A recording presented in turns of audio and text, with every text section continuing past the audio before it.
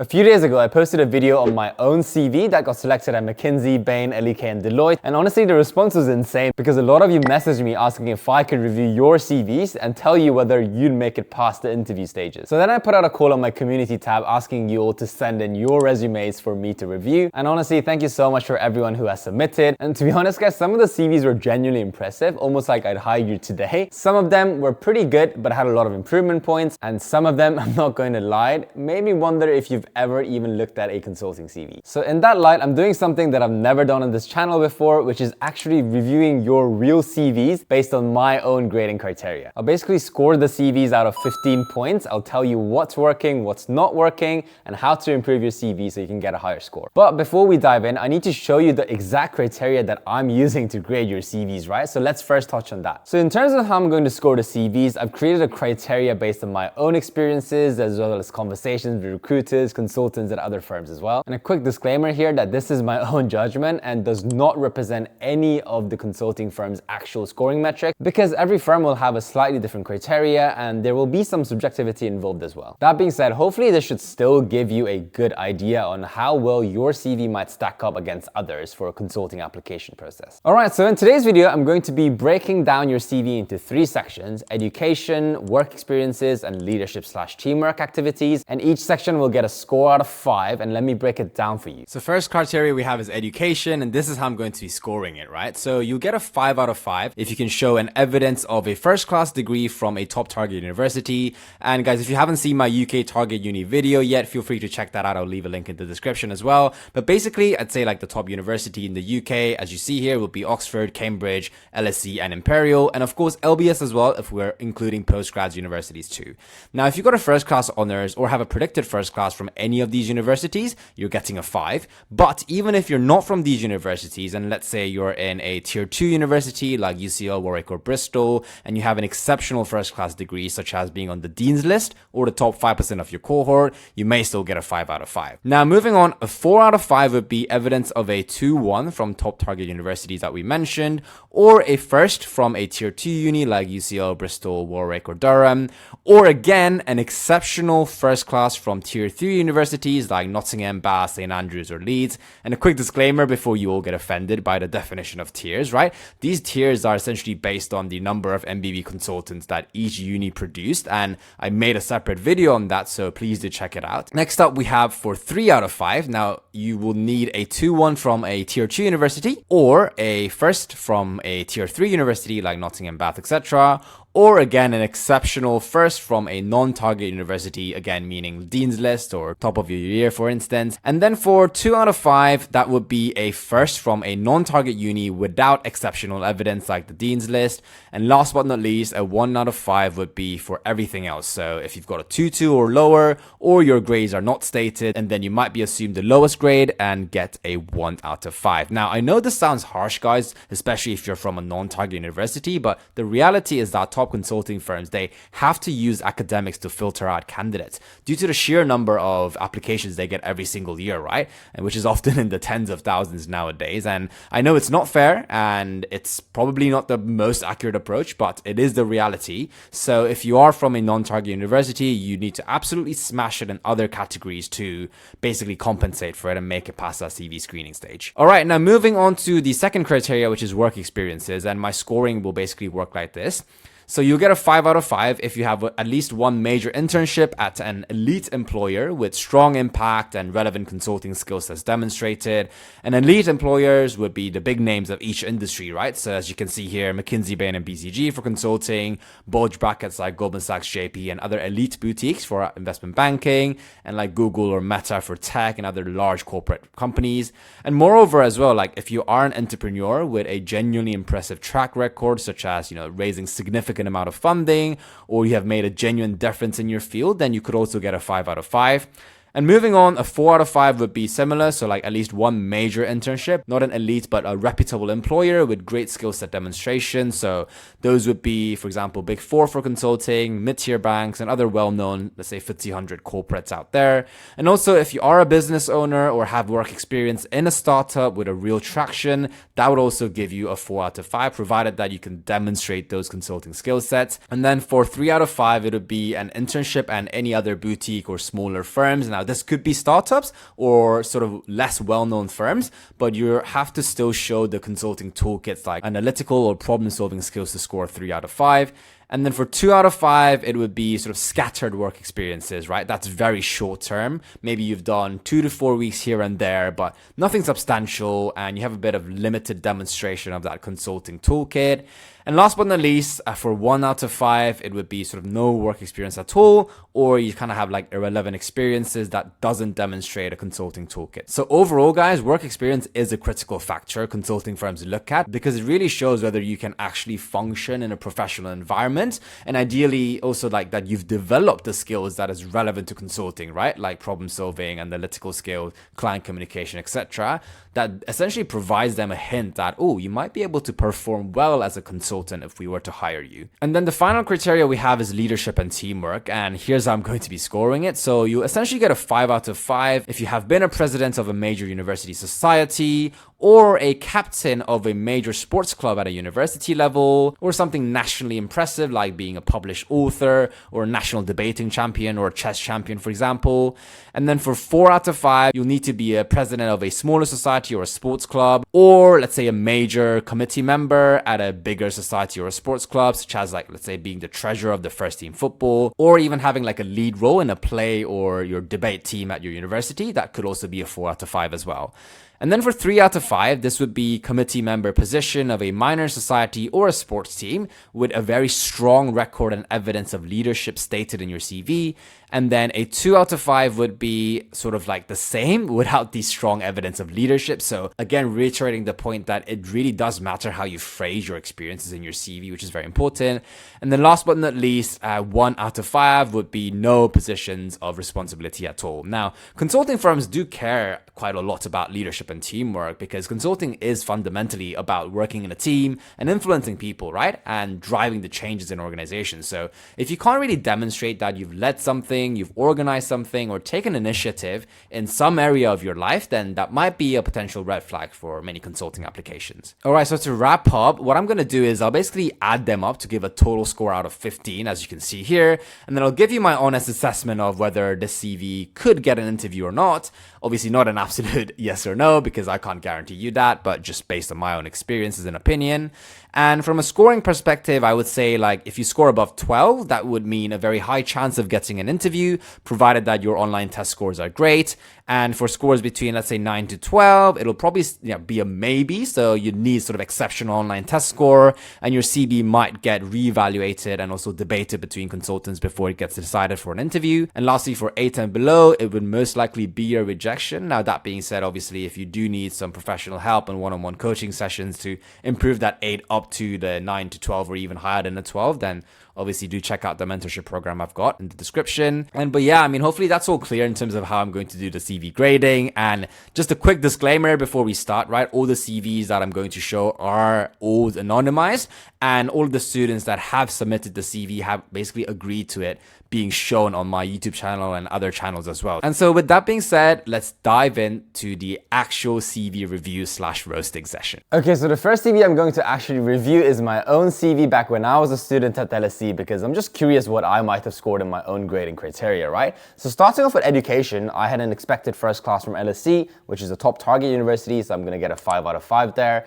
And then with work experiences, I did have relevant experiences in boutique consultancies and also an internship at Funding Exchange, which was actually voted as the best investment in fintech in 2016 and the top capital raising startup in London in 2019, with the CEO, Katrin, winning the Innovator of the Year recently as well. So I'd definitely say it was a reputable startup with a real traction, but I'm going to be humble and just give myself a 3 out of 5 here. And then for leadership experiences, I was the captain of the volleyball team, which was in the Division 1 in the UK, but it still is a minor sport, so I'm going to give myself a 4 out of 5. Although, of course, I was also the president of the Organization of Korean Societies, Korean students in England, consisting of 5,000 members. So given the scale, I could also argue that I deserved a 5 out of 5, especially as I resolved the bankruptcy issues during my term. So overall, my CV would have scored either 12 or 13 out of 15, and I think that's why I did receive an interview invite for MBB and other consulting firms as well. All right, next up we have a recent graduate from University of Leeds, and this person cracked me up because their CV title was "Please give me a good roast." So that's what I'm about to do right now. Starting off with education, Leeds is a tier 3 uni based on our criteria, but this person has achieved a first class, so they're gonna get a 3 out of 5. Now, if they can demonstrate any further exceptional academics, like being the top X% of the cohort, that could push it up to 4 out of 5 as well. And also, just to note, you should still include your A-levels when you're applying to grad positions. Next up, we have work experiences, and they clearly have reputable brand names such as Johnson & Johnson and LVMH with great work experiences. Now, just looking at the responsibilities as well, I mean, they demonstrate the core consulting skill sets like data analysis, research, and presentation. So honestly, I'd give it a strong 4 out of 5. And I love the student consultancy experience as well, but you probably don't need the tobacco experience because that's from 2020, 6 years ago. Now, moving on to leadership experiences, I think this part is slightly lacking. I mean, yes, you've been a charity lead more recently and also was a volunteer, but again, that was 6 years ago. And also, I don't personally think you demonstrate a strong evidence of leadership, so I'm gonna give 2 out of 5 here. So overall, the CV will score, let's say, a 9 or potentially a 10 out of 15 if they have an amazing academic achievement to add on, which would belong in the maybe pile. All right, next up we have a CV, a student from India. Now, this student has made it quite challenging for me to score their education because they redacted their university. So I'll just base it off on the assumption that they go to a decent uni, and given their solid SGPA, I'll give a 3 out of 5 for education. And then for work experience, I mean, this required a bit of research from my end, but basically Bank of Baroda is a public sector bank, so I'd say probably a reputable employer in India. So if you're applying for finance roles in India, your experience could receive a 4 out of 5, but in the UK, I'd say it's probably more of a 3 out of 5. And then you have a leadership role, let's say at Dunkin' Donuts, training, onboarding 12 plus members and serving 500 plus customers. I mean, what I do love about this experience is that even though it's a retail job, they've clearly demonstrated how they went above and beyond, right? To deliver results like reducing the inventory discrepancy by 21%, for instance. Now, obviously, this isn't your typical uni committee experience, but I'd still give a 3 out of 5 for the impact it delivered. The only thing that might push it down to 2 out of 5 is that this experience was still when you were in high school, which is almost 3 years ago, meaning that it's slightly outdated experience. So overall, the CV would score 8 or let's say 9 sometimes out of 15, which is probably a no or just about a maybe if you have excellent online test scores, but without knowing the actual university, it's kind of hard to give a more solid opinion. All right, next up is a student from Portugal, and God, I'm starting to love this around the world trip. Overall, one thing I wanted to point out is that the formatting is inconsistent here, so it already gives me a pretty bad impression to start off with.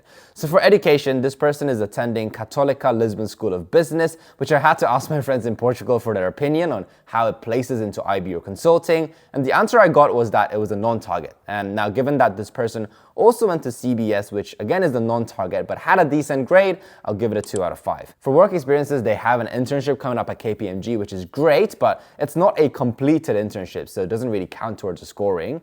The other experiences do look pretty scattered in terms of the role title, from BD to contractor to risk management trainee, so again would be more of a 2 out of 5 because I really can't see any consulting specific skill sets demonstrated here, right? And it also lacks that quantifiable impact. For leadership, again, probably a 3 out of 5 because yes, they have good committee positions of business-focused societies at university, but evidence of leadership, again, is quite limited. I mean, for example, it says you increased participation rate, but by what percent and how many new member retention did you achieve, right? That's all missing right here. So overall, the CV scores a 7 out of 15, which would mean a no, but there are definitely areas that we could work on to improve this to maybe a 9 or even a 10. In the next CV, we have an LSE student, which is my alma mater, so welcome. I'm very excited to review your CV. Now, education, I don't have to look deeply into it. It's a first class from LSE, so already scores a 5 out of 5. I don't think you need GCSEs though, so we'll remove that as your work experiences do grow. Now, moving on to work experiences, this section is a bit weak, but guys, we have to be a bit more lenient here because this student is a first year student, right?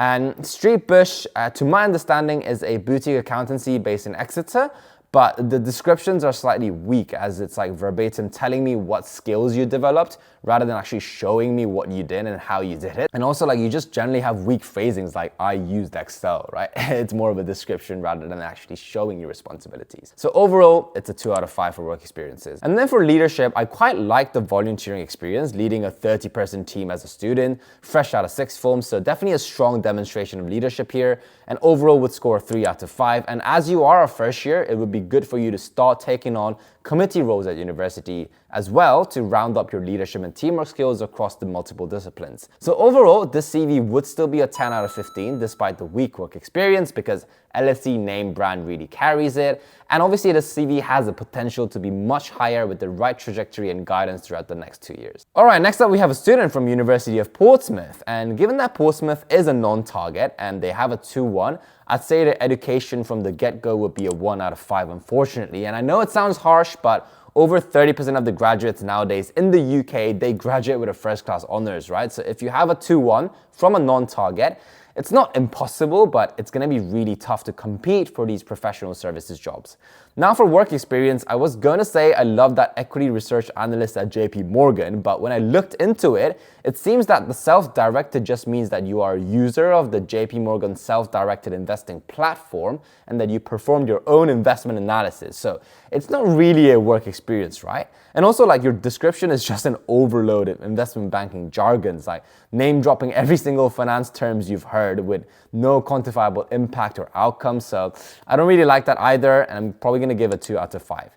And then for leadership experiences, I do like the finance officer position and the Portsmouth Investment Society. I'm not sure how big the society is, but it's often a good idea to state the membership size to give a sense of how major the society can be. But assuming it's a major society, might have given a 3 out of 5, but again, it doesn't really contain any evidence of leadership, so it's going to be a 2 out of 5. So overall, this CV unfortunately scores a 5 out of 15, which is a very no according to my own criteria. And also because the formatting of the CV is also quite poor, right? Especially on the dates. Like, why does work experience have month, but education doesn't? And also, why does your skills section have no line barrier, right? So I would suggest fixing those as a first step to make your CV a smoother read. Right, next up we have a student from York University of Canada, and this actually brings back memories to when I did the university rankings in the past, because I accidentally put the Canada York Uni logo instead of the UK one. But anyways, back to the CV review. First of all, I just wanted to point out that I love the formatting, but it is just way too wordy, especially the skills and interests section, right? It reads like a wall of text, and I'm pretty sure you don't need all of those experiences. Now, starting off with education, this person has a very strong GPA, and York Uni is considered a semi-target, so a tier 3 in Canada. Although I think if you go to Schlich, I don't know if you pronounced that correctly, but that's a tier 2. And nonetheless, I'm giving it a 3 out of 5 because you're probably going to be competing with the likes of top US schools if you are applying to US offices. And then for work experience, they do have a student consultancy experience and an operations fellow experience, which I do love. But again, it lacks a bit of depth in the descriptions, and it's more of an industry terminology dump there. What I do love, though, is the entrepreneurial venture, a profitable window cleaning business with 15K revenue and a 40% retention rate, which is crazy. Now that experience is golden, right? And overall, because of this, I would say their work experience section scores a 4 out of 5. For leadership experiences, being a VP of the networking club is great, but again, I'm not sure how big this club is. So assuming it's a mid-sized club, I'd give a 3 out of 5, as there is also a strong evidence of leadership, such as partnering with 2+ clubs and leading 5 to 6 events per term.